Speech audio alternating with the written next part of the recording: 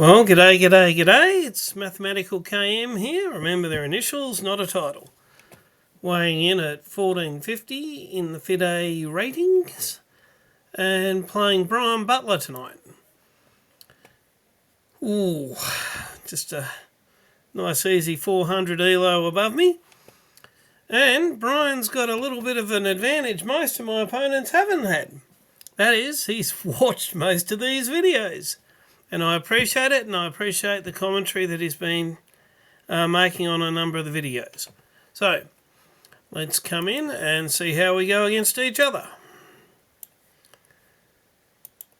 And I could almost go to move 10. We're all familiar with the thick-skinned hippo. And there we have it. And it is an interesting, he's already got two knights on this side and lined up two major pieces on the king. The pawn protecting this central pawn. And this central pawn is a don't touch me. It's only got the one protector, but gee whiz, it's got two major pieces in a battery behind it. He's also got the diagonal battery, the bishop and the rook holding that in check. So, what does the computer recommend? Castling? It's far too early. It's nowhere near move 30. Joke there, but we'll see when I get around to it. E4. Blocking the one that he's come in on. Or C4. Protected by a pawn and a knight. If I do the C4 pawn push, I have the two pieces on it. I actually elected to go for, apparently an inaccuracy, the pawn forward and the knight behind. We'll see how this goes.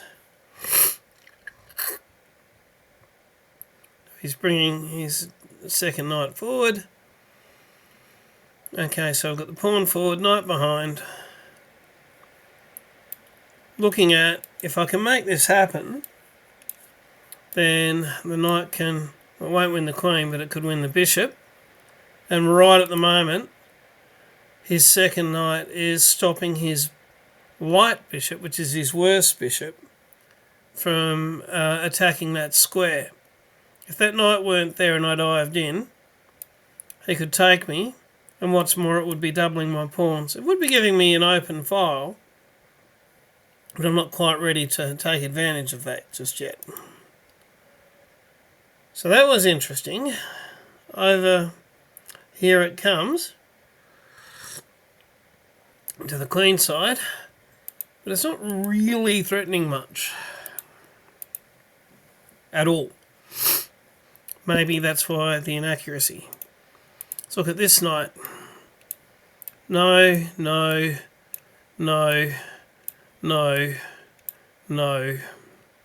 If the pawn goes forward, the queen's got, well, this pawn and the queen between them have got it covered against the bishop.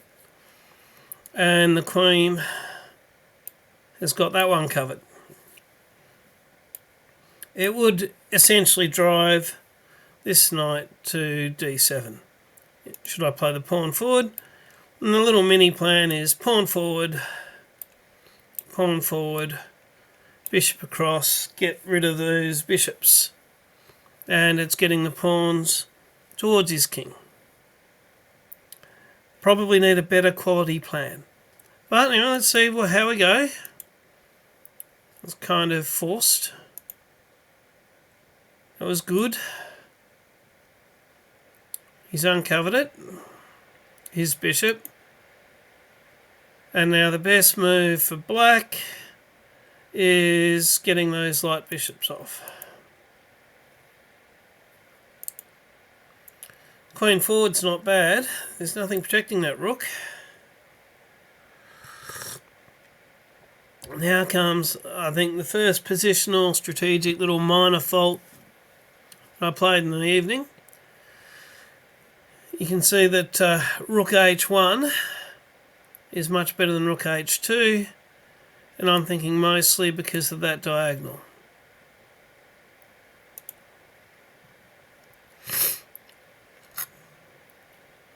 And g6 is -4, which is doing that. It's just crazy. So really, it's a choice between these two, and h1 is much better. I played h2. It was a mistake. See the difference?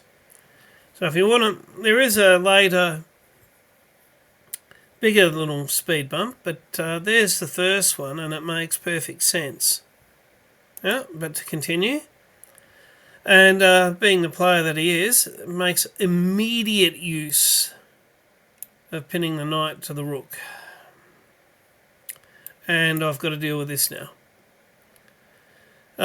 Computer wants me to swap those pawns off.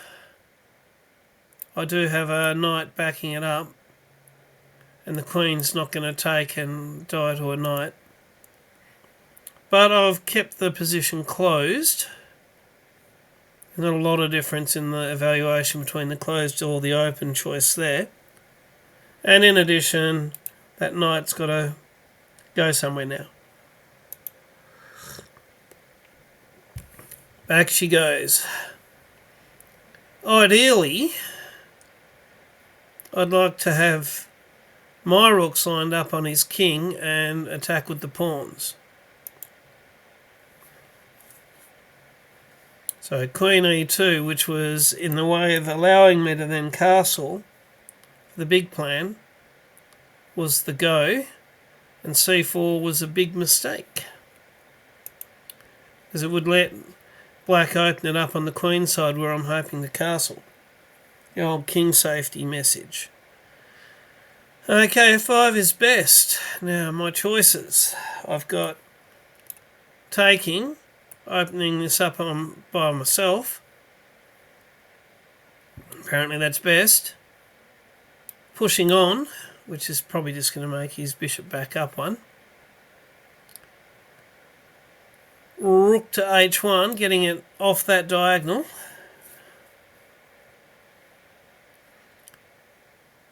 And not even in there is the force move at the college where I teach with the kids. And it's not really forced, but they do joke about it. Is g takes c6 en passant, using a bit of French and getting an open file. Not that my rooks and queen are ready for it yet, and I've played it. It's called good, but it wasn't best. He takes with the knight. He obviously didn't want to have an open file. There's a semi-open file now. He didn't want a fully open file at his king. Getting ready to castle. I'm also thinking about knight here, or him taking me is more likely. The queen takes and having rooks. We'll see how we go. He's trying to reposition his knights.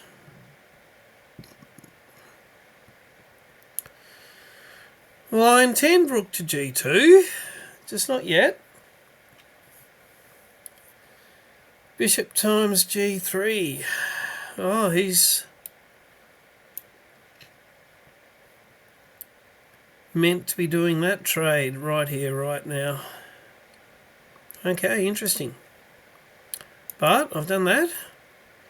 He's played a5, which I'm not that worried about just yet. That's covered, and if it comes forward, I've got this. Rook g1, lining up on his king. He can see the trouble coming, so he's making it not troubling at all. So -1.5 here. Part of that is going to be the space. I mean, the material is even. I guess a lot of it's the space.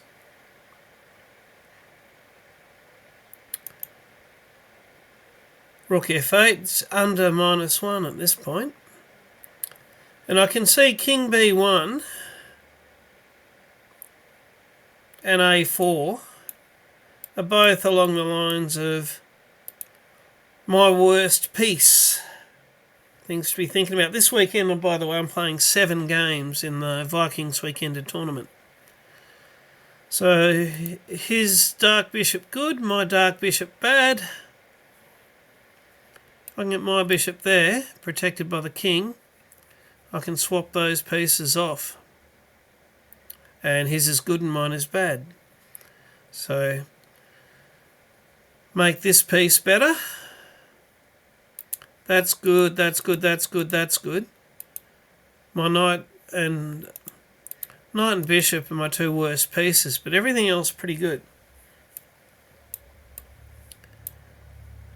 Oh, not quite, but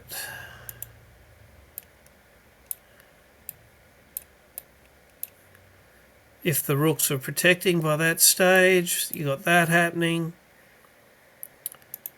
There are some decent plans. And I really shouldn't be trying to open this up on the queen side because I've got the makings of an attack here. In fact, in some ways, I think c5 is not a bad idea. Anyway, it's called as a miss. Should have got the king over and activated that bishop of mine. He takes, I take. And it's just not quite good enough. Hence the, even though it's even material, nearly -2 to black. It's got the 2 rooks aimed at the pawn. Having said that, all isn't lost at the moment. Were he to take that pawn, I can come straight in and take this one with check. Followed by mate. He literally cannot move that rook, which is something. It's not everything. And this is where we went downhill. Opening it up on the queen side instead of getting these 2 developed and continuing the attack is what I woulda, coulda, shoulda.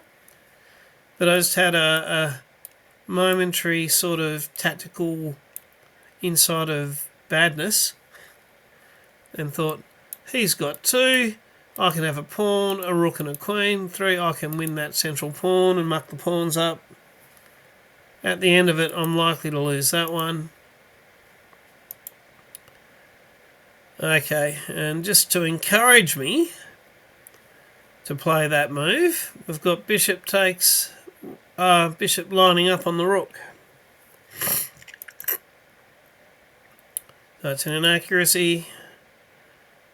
And the big thing about this crazy tactical madness is, and look at the eval, this mad plan, you always got to think about those knights. Great move. Yes, it was. What can I do about that?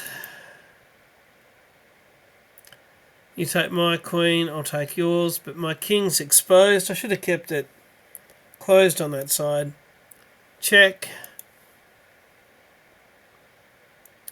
Could have gone with the knight, but then he'd just be taking my queen for nothing. He gets the queen anyway. I take his queen. He takes my rook. And now black is up +4 material. Oh, +3, I picked up a pawn. And let's just encouraging trades, which is not good for me. Isolating my pawns. I'm playing, excellent moves and staying at the -4. So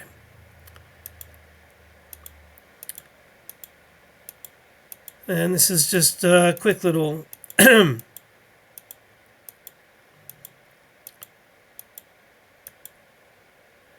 then rook would take pawn. Rook would. I tipped the king at that point. I probably continued a little bit past where I needed to, but I just thought I'd have a little bit of endgame practice. And let's hit the review. So there was the major mistake with the brain fade with getting the 3 pieces going for that central pawn. Didn't really need to. The game was still quite evenly balanced. Material was balanced, and I had the scope to develop my dark bishop and the knight. But earlier than that, there was the rook backing up here, and it should have backed up 2 squares. Let's have a look at highlights just for the... So I played at 84.5 to his 90.3. 2100. Believe that, really? Versus 2450, but the accuracy in the opening, 95 to 97. So he had a challenging opening for the Hippo. Middle game, 76 to 87. That's where it was won. And they didn't consider that end game enough of an end game to put numbers on it. Anyway, thank you very much for the game, Brian. And it was illuminating. Let's hope it helps me in the Vikings weekender. So, bye for now.